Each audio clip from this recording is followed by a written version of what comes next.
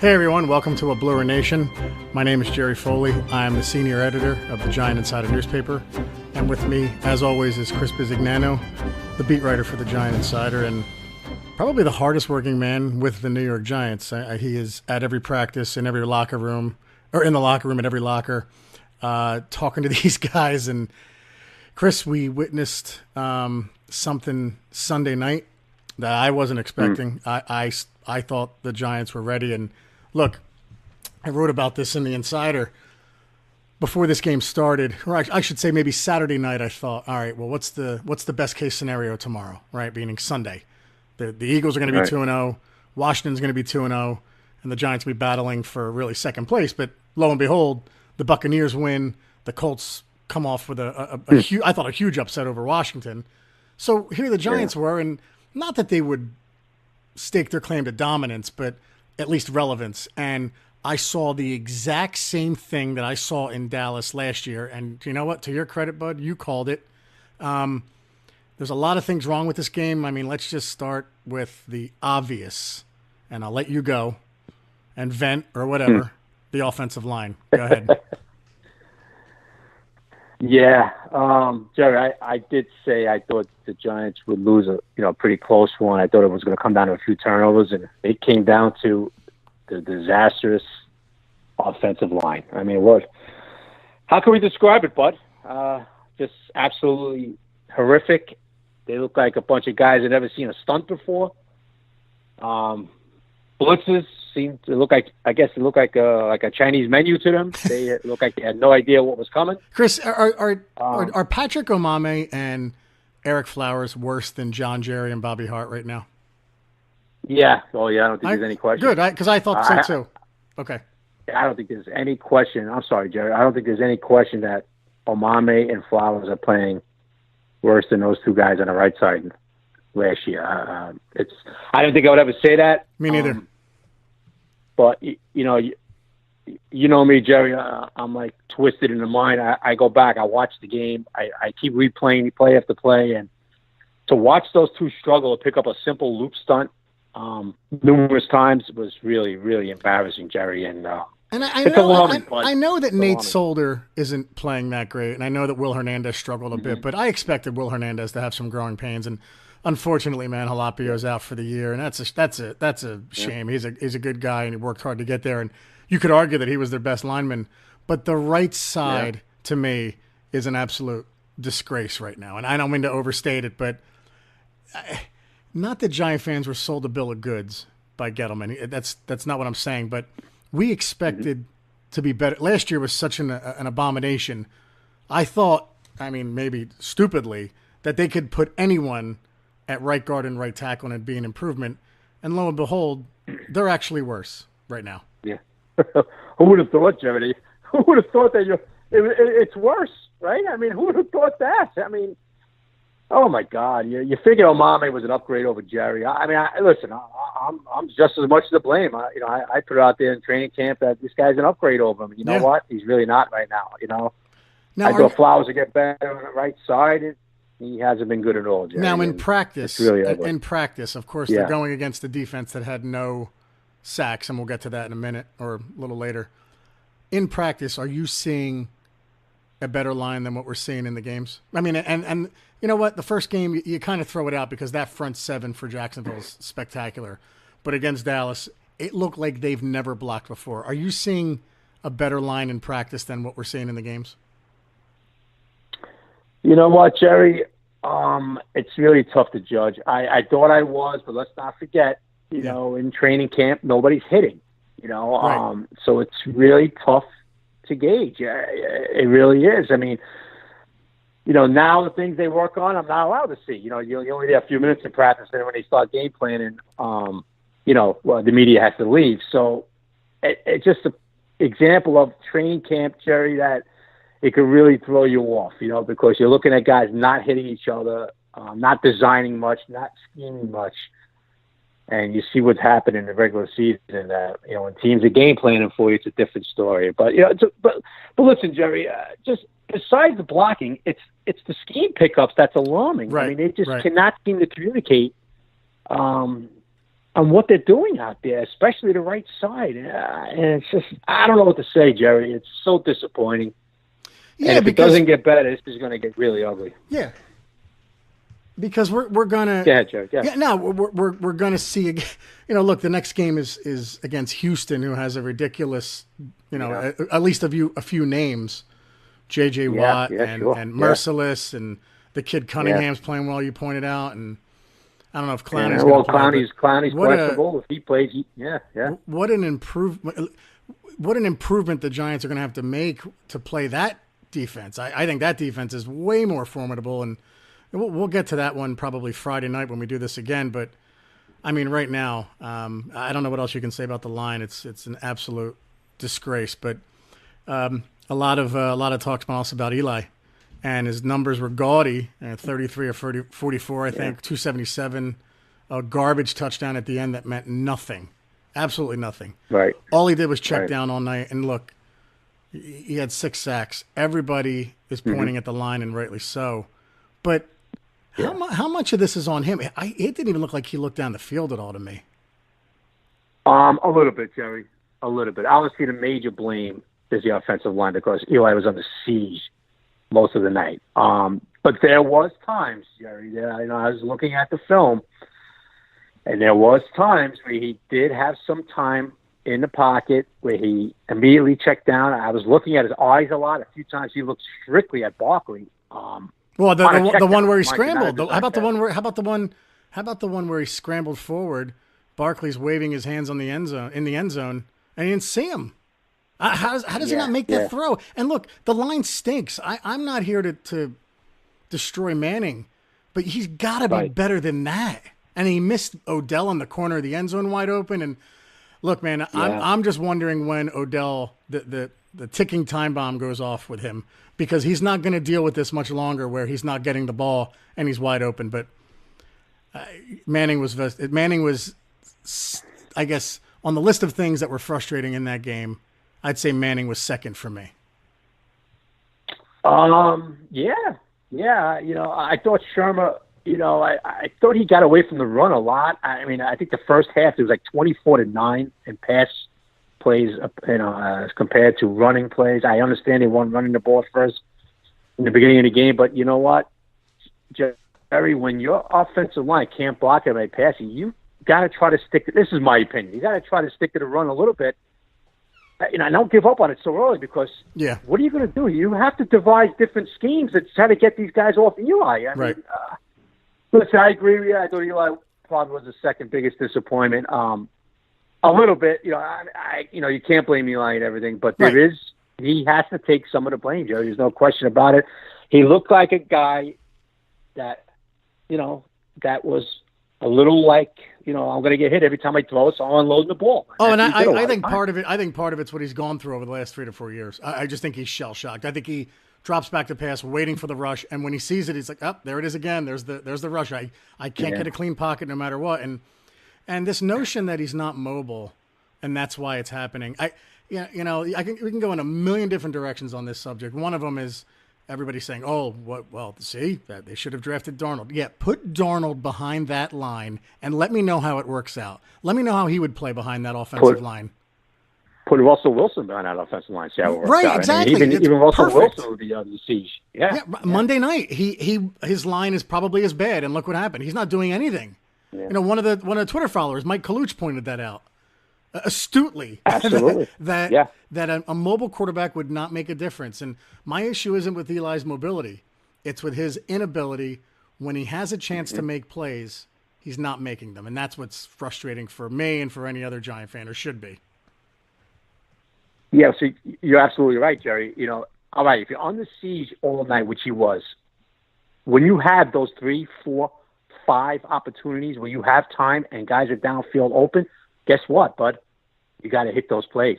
Yeah. Because that might be the only plays you're getting all night. I mean, so you have to hit them. Yeah, and to check down a Saquon and overthrow guys and throw. I mean, it's just like you said. I mean, Bart Scott. I know a lot of people don't like Bart Scott. I know he says a lot of stuff, but he had a valid point the other night. He said he saw Eli. He was strictly looking at the guys coming at him Yep. at times, and he looked like a punch-drunk boxer. That guy hit a lot in a boxing match, and that's he's no matter how you feel about Scott, the guy played. He had a point. I mean, at one time Eli looked like a guy that he knew was going to get hit again, and boom, he just unloaded. And I'm sure the Dallas defense thought that. I'm sure those guys were rushing Manning, thinking, "We got him. He's broken. He's not going to beat us." And all the checkdowns. I felt bad for Barkley. I mean, he caught 14 passes for 80 yards, right? I'm not that great at math. What is that? Around 6 or maybe 6 yards a catch. And if it wasn't for his sheer greatness, it would have been like 14 catches for 40 yards. Yeah, because he broke about 100 first right. passes. And as soon as he caught the ball, guys were at his feet, and I think he had 11 rushes for 28 yards. They couldn't do anything, and I felt bad for Barkley. After the game, they interviewed him, and I think he tied a Giants record for receptions, and he just almost looked at the reporter like, "Yeah, great, thanks. I have no interest in breaking records when we lose games," and you have to be concerned with the fact that he touched the ball so much. And it's funny because against Jacksonville, we said, well, he's got to get a couple more passes than just 2. And this time he got 14. It's like, yeah, guys, not that much. We don't want him to get 14 screens or 14 catches. Yeah, well, Jerry, the thing is, the idea that we would talk about at the Jacksonville game is that he has to be targeted more in moving forward. Right, passes, that's right. Right. You know what I mean? Not just checkdowns. We weren't talking about, right. Hey, Barkley's got to get more involved on 11 more checkdowns. It was moving forward passes, passes in the flat, wheel routes, stuff. Look, not third option. Let me check it down to Barkley. You know what I mean? Because I'm unloading the ball here, and that wasn't what we were talking about, and that's not what Giant fans, and that's not what Saquon was drafted for, to catch 11 checkdown passes. Yeah, you and you got to get him in space. You got to get him, like you said, on the move and have him. Right. Because the first guy, it's almost like the first guy doesn't ever hit him. Right, Jerry. It's a big difference in running backs in receiving game, as catching passes moving forward or just catching checkdown passes, and we saw that the other night with the checkdowns with Barkley. It wasn't pretty, but. All right, man. Enough on the offense right now. Maybe we'll come back to it when the mood strikes. But defensively, Chris, I mean, my God, no pass rush to speak of, none.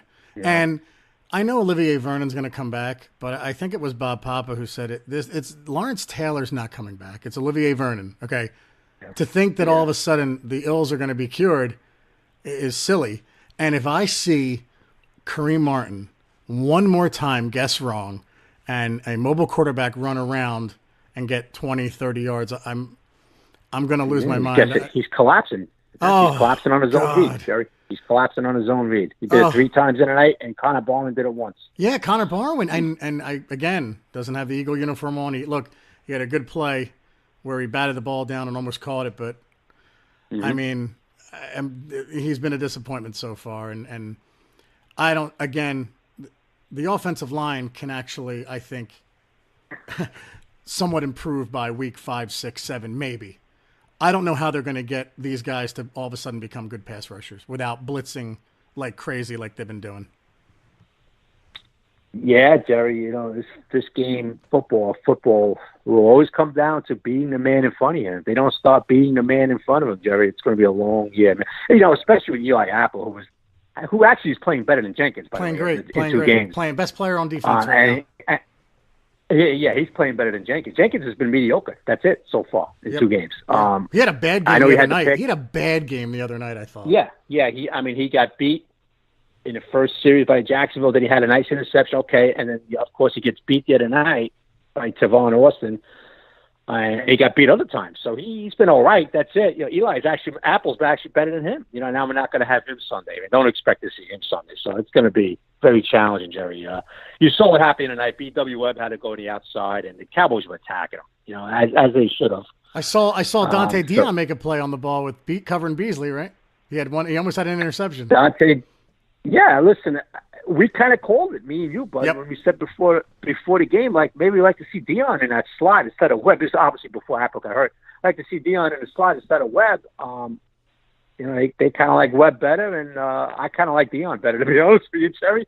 But you're going to see Dion Sunday because he's going to be out there because, Apple's not going to be able to play. So Could be very challenging, bud. Very challenging. Not going to see Because Apple, they and got you're probably two not guys. going to see Vernon either, probably, right? No, Vernon didn't practice today. You're not going to see Vernon Sunday, Jerry. You're not going to see him either. It's a high ankle sprain like we talked about weeks ago. It takes 4 to 6 weeks, and that's the way it is. Okay? That's the way it is. And you can't rush it back because he'll be out 2 months. Yeah.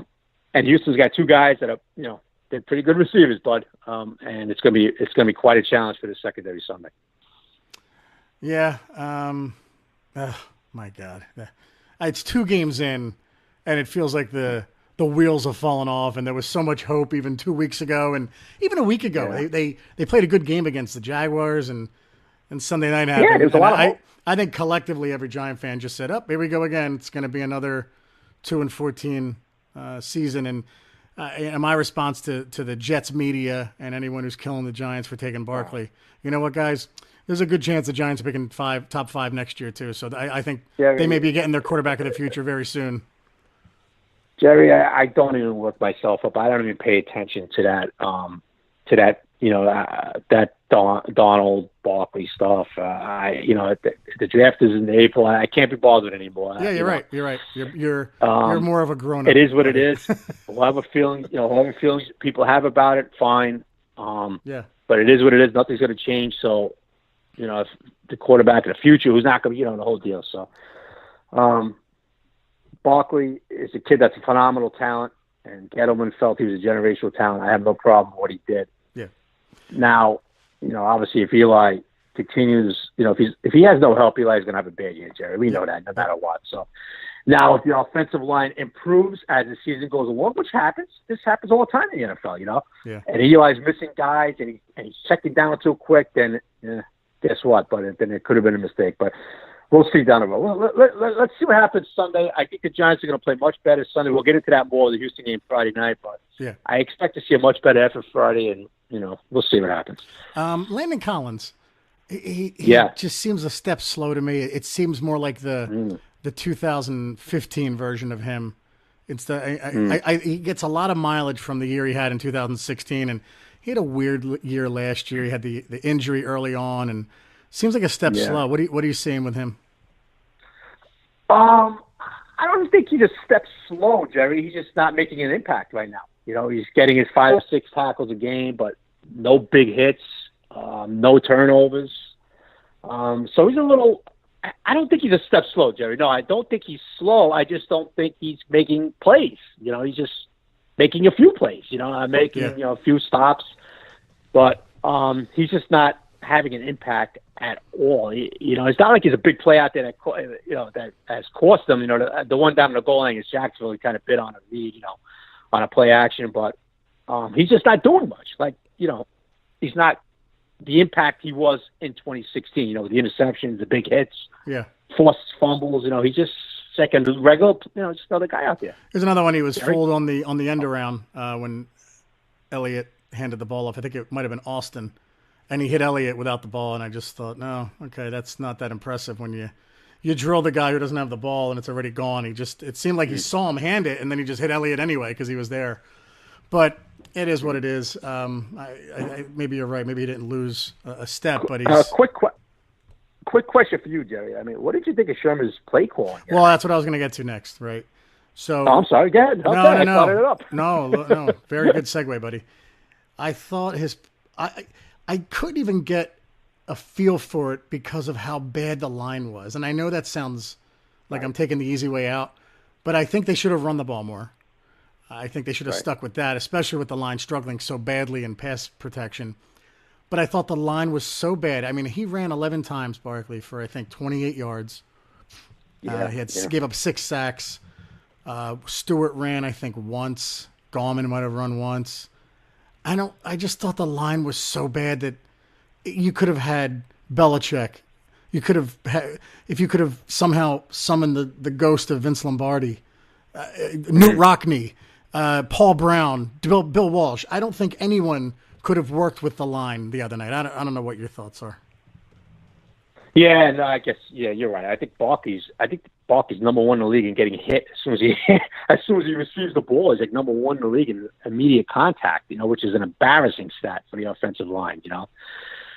I just think, Jerry, I understand he wanted to run the ball and there wasn't much there at first, but I just felt that when you have a home run hitter like Barkley, you keep feeding him the ball because, like you saw in the Jaguar game, he didn't do anything. He threw boom, and then he broke one. You know what I mean?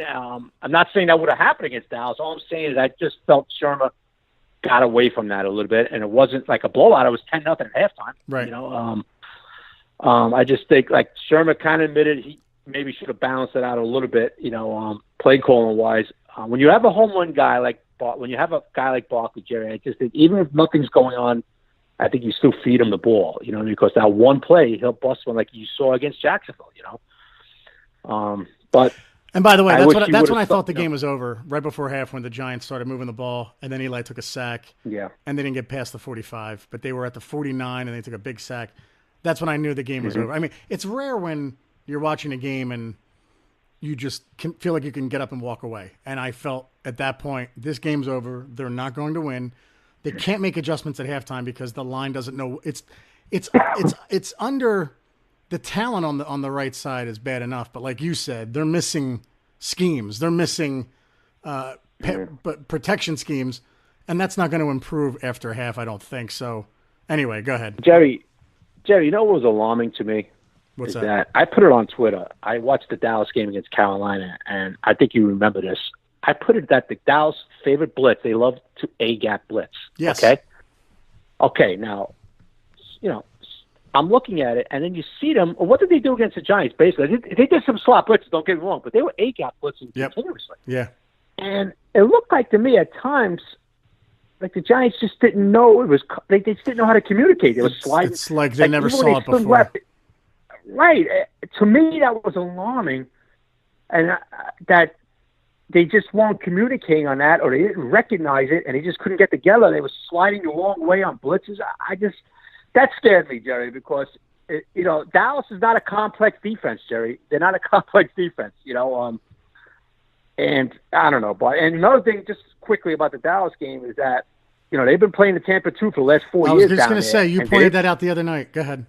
Right, and you had some people saying, "Well, they were just a Tampa 2. They kept everything fun." No, they weren't. Eli said it himself. He goes, "They didn't play much Tampa 2." Yep. And then it came out the other day. They played like 63% single, and single high, and it was like 40%. And so that alarmed me too. It's like, and you saw me put it on Twitter during the game. Like they're playing a lot of man, Eli. Why aren't you attacking down the field? I understand at times he didn't have time, but other times he did. And that's what's more frustrating when you're playing man against Odell Beckham. Right, when you're playing man against Beckham. And look, one more thing on the defense before we get to some positives from the game, and there were a couple. When the Giants blitz, why are they running through the same gaps? Why do you have two guys running through? Is that coaching, or is that just a defense not playing enough together? What the hell is that? What is what? I'm sorry, Jerry. When you have two guys blitzing through the same gap, why they're bumping into each other almost before they even get to a blocker? Yeah, that's a betcha thing. He did that in Arizona too. Hey, listen, it's designed to fool the offense. I don't know. That's just part of the scheme. Yeah. I'm not. We're not impressed, Betcher. That's not impressive. What's going on? Because one sack in 2 games. I mean, they were 30th in the league in sacks last year. They had 27, and now this year, I think they're dead last. So. Yeah, they have 1 and 2 games. That's going to have to improve, obviously, Jerry, and it's not going to improve much, like Bob Papa said. I mean, yes, Vernon will improve it when he gets back a little bit, but it's not. It's like Pop said, it's not like Lawrence Taylor's coming off the bench. So, guys are going to have to start beating their man in front of them, Jerry. If not, then we're in trouble. But Connor Baldwin was brought here to was signed to come here and maybe give us 5 to 7 sacks, and I don't see him getting 2. So. He reminds it is what it is. He reminds me of other Eagles that we've gotten over the years that were just past their prime, and I'll throw a few out. Brian Mitchell, he had a disaster one year. Dorsey Levens, there's another one. Carlos Emmons. Did we ever get an Eagle besides Jeff Fiegels? And that doesn't count because he was other places too. Anyway, but look, there were some positives. I have 3. One's obviously Barkley. We don't have to talk about it anymore, but just look, to get 80 yards on those 14 catches is almost amazing. The other one I thought was Evan Ingram, and I know he caught a garbage touchdown late, but he caught everything thrown to him. He had 4 catches, 67 yards. He looked pretty quick running his routes, and after he caught the ball, he had some decent yardage. I thought that was a step in the right direction for him because he's someone who he's inconsistent catching the ball. So I was happy with him. And then my last guy, aside from the special teams, because Rosas and Dixon are pretty solid now. Ogletree, I thought Ogletree had his first game, and there's only been 2, but he had his first game where I thought, oh, okay, now I know why they got this guy. He had 6 tackles, but he was kind of active all over the field. Yeah. That's the Ogletree that, I've seen over the years with the Rams, Yep. We talked about it last week. It's a new defense for him, too. Expect him to get better as the weeks go on. Yeah, I was happy with him. Alec is a good ball player, man. He's a good ball player. You notice, a lot of people worried about him getting beaten coverage. That hasn't happened yet. Like you said, it's all about guys being active out there. I thought he was active. I know he only had 6. I think it was 6 the final the total tackles, but he. There's a difference between, like, Landon Collins, I think, had 6 tackles, too, but it wasn't an active 6 tackles. That's right. There's a big difference in the NFL. Yeah. Like Ogletree had, like, an active 6 tackles. He was and he was hitting guys, too. He was hitting guys. Right, he was drilling them. Yeah. Right, and he was out there running from sideline to sideline. So, yeah, I thought he was a positive. And Lorenzo Carter. Lorenzo Carter is going to be a good player. Yeah, he's got to get more snaps, Jerry. He's got to start playing 60 to 70% of the snaps. I know he's a kid. I know Betcher doesn't 100% trust me yet. Some things, he's a little wrong, but I think he's a kid that's got to get out there because he gets some pressures too, Jerry. He'll get some pressures off that edge, So I think you'll see a lot more of him Sunday, bud. A lot more Lorenzo Carter. Baldwin was actually on the injury report today. His knee's acting up again. So I don't know how much, I'm sure he's going to go Sunday, but I don't know how effective, I don't know if that's one of the reasons, too, why he hasn't really done much. That knee's bothered him. So he popped up in the injury report today. So we'll see. Oh, I want to go back to Apple. Excuse me, Jerry. One second. Yeah, another positive I thought was obviously before the injury. Oh, Eli Apple. Yeah, it was kind of not watered down, but there was a bummer that he got hurt. Like he was having a very good game, but my last memory of him is him leaving the field with a groin injury, and now he's not playing this week. But yeah, you're right. I think he's been the best defensive player for 2 weeks. He's definitely been the best in the secondary. Probably overall, I probably have to go with Snacks again. Snacks has been pretty dominant in that middle. Too. Yeah. So I would go with Snacks and Apple have been the best defensive players so far. Yeah, it's a shame because Apple. I didn't even see Apple get hurt, and then today in his presser, he said about it just kind of like it gradually got worse and worse during the game, so, and he's in a lot of pain. He was in pain today. So yeah, he said it wasn't just one thing that did it. It was just got worse and worse. Yeah. I want to go back to Shermer real quick. Now, a lot's being made of his interview with Back After This yesterday. And let's be honest. Yeah, right, exactly. That's him. Mike, let's be honest, Francesa. Yeah. And look, he's only going to say so much. He's not going to throw his team under the bus, and I admire that about him. What scared me a little, and I sent it out and if we've ever disagreed, this was probably it. He sounded a little like McAdoo in that he sounds in denial. And look, I don't want to compare the two because I think Shermer's light years ahead. And even if the Giants go 1-15, Shermer's coming back, and he should. But the one thing he said that was alarming when he said, I felt like we moved the ball well at times. And I just thought, oh, come on, Pat. Listen, I know you don't want to throw your team under the bus. You don't want to say, well, it's the offensive line. It's killing me. It's this person. Eli's got to play better. I get it. You don't want to say any of that. But to say you think you moved the ball well, I just thought, he should have followed it up with, we have to look at the tape, and it would have been full-blown McAdoo.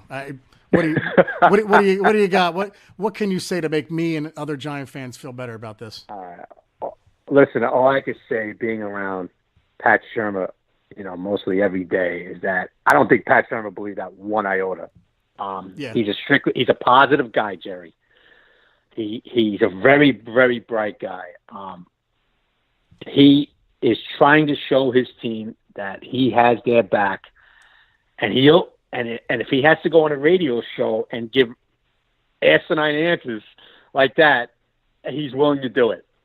Do I believe? If you ask me, do you believe that Coach Shermer really believed that? I would say no. Right. I'm just trying to tell everybody that Shermer is being the utmost positive coach. He does not want these guys to get down. Now, is that the right response, Jerry? He's going to quickly learn, Sherman, that in New York that doesn't fly. When you're losing and you give answers like that, you're asking for trouble. And I've been telling you this, right, Jerry? I've been telling you he's treading on dangerous water in this town because of some of the answers and some of the responses he's given. Now, I'm going to ask you a question. You can say no comment. You can say no comment. Okay. Are there people asking him questions now to try and trip him up? And you don't have to tell me who. But are you hearing any questions about him to him? Yeah. Where they're trying to trip him up? Okay. Because I thought so too, and that's why I asked. Well, I think. Well, there's guys that are, the people are asking questions to try to get more of a response from him, Jerry. You know what I mean? Listen, I honestly believe Mike Francesa is a big Giant fan, Jerry, as we all know.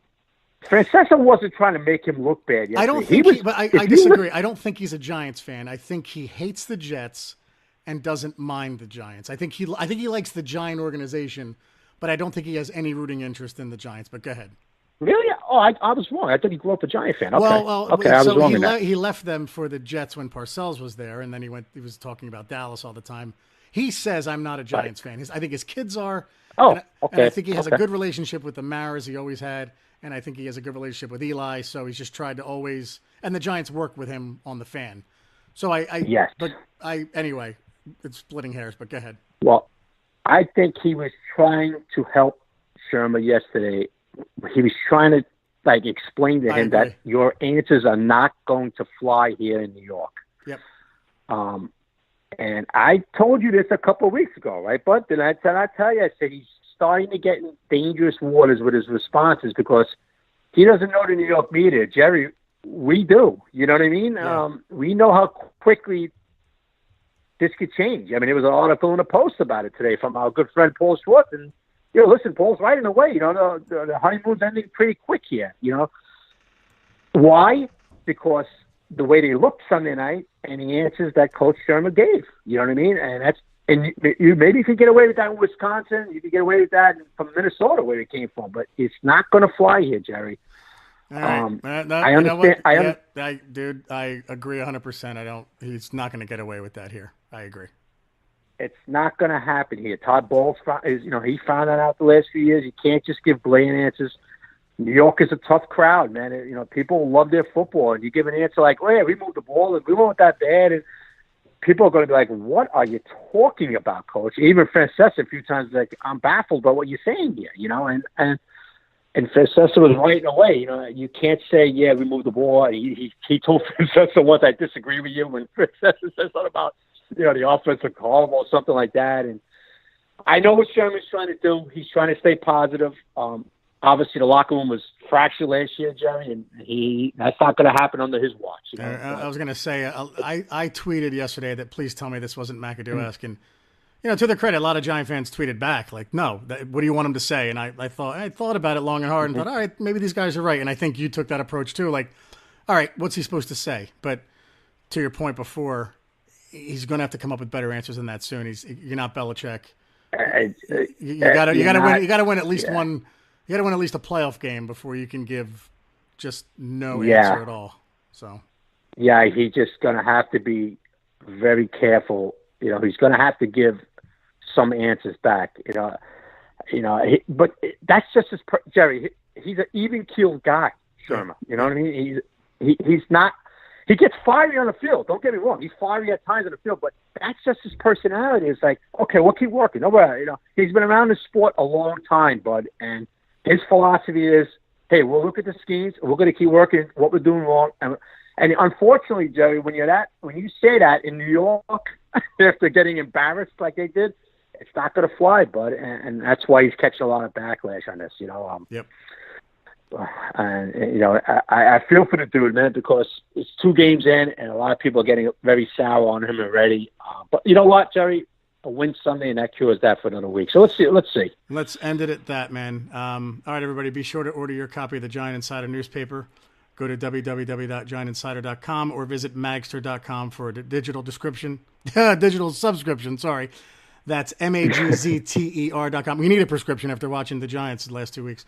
Yearly subs are $39.95 for paper copies. The digital version's only $17 for a yearly sub. 14 issues per year as we're bi-weekly during the season and monthly in the off-season. The next podcast is going to be Friday night at 8 o'clock. And you know what? Kudos to my wife who said, do it on Mondays and Fridays because the vitriol and venom is going to come out in you guys Monday better. And Friday gives people more time to listen. So whoever likes that, that's a shout out to Mrs. 12th.